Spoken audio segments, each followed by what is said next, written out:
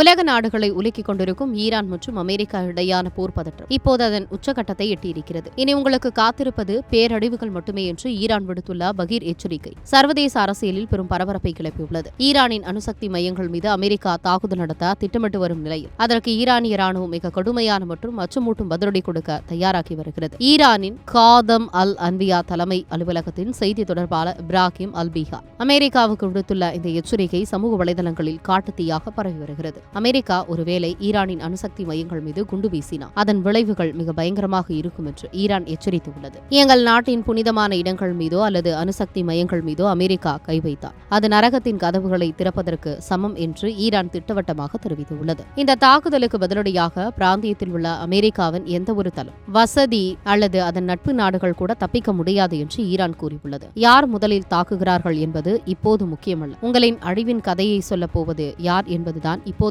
கேள்வி என்ற ஈரானின் வார்த்தைகள் போரின் தீவிரத்தை உணர்த்துகின்றன. மறுபுறம் அமெரிக்க அதிபர் டொனால்ட் ட்ரம்ப் ஈரானின் பிக்காக்ஸ் மவுண்டன் என்ற நிலத்தடி அணுசக்தி மையத்தின் மீது மிக விரைவில் தாக்குதல் நடத்தப்படும் என்று தெரிவித்துள்ளார். ஈரானின் அணுசக்தி திறனை முடக்குவதற்காக பிப்ரவரி 28 முதல் ரோரிங் லயன் மற்றும் எபிக் ஃபியூரி ஆகிய பெயர்களில் அமெரிக்கா மற்றும் இஸ்ரேல் கூட்டு ராணுவ நடவடிக்கைகளை மேற்கொண்டு வருகின்றன. ஈரான் தனது அணுசக்தி கருவிகளை பாதுகாப்பான இடங்களுக்கு மாற்றி வருவதாக வரும் தகவல்கள் அமெரிக்காவை இன்னும் கோபமடைய செய்துள்ளது. ஈரானின் இந்த தொடர் எச்சரிக்கைகள் அவர்கள் வெறும் வார்த்தைகளுடன் நிற்கவில்லை என்பதை காட்டுகின்றன. உங்கள் ராணுவ மேதைகளால் கூட யோசிக்க முடியாத அளவுக்கு புதிய பேரழிவுகள் உங்களுக்காக காத்திருக்கின்றன என்று ஈரான் கூறியிருப்பது அந்நாடு ஒரு மிகப்பெரிய போருக்கு தயாராகி வருவதை சுட்டிக்காட்டுகிறது. அமெரிக்கா மற்றும் அதன் நட்பு நாடுகள் இப்போது தங்களின் கடைசி மூச்சை எண்ணிக்கொண்டிருக்க வேண்டும் என்று ஈரானிய செய்தி தொடர்பாளர் பதிவிட்டுள்ள கருத்துக்கள் உலக நாடுகளை பீதியில் ஆழ்த்தியுள்ளது. இந்த மோதல் ஒருவேளை முழு அளவிலான போராக மாறினால் அது மத்திய கிழக்கு நாடுகளை மட்டுமல்லாமல் ஒட்டுமொத்த உலக பொருளாதாரத்தையே நிலகுலைய செய்யும் என்பதில் ஐயமில்லை. கிரியாஸின் அதிரடி ஆடி சேல் 70% வரை தள்ளுபடி.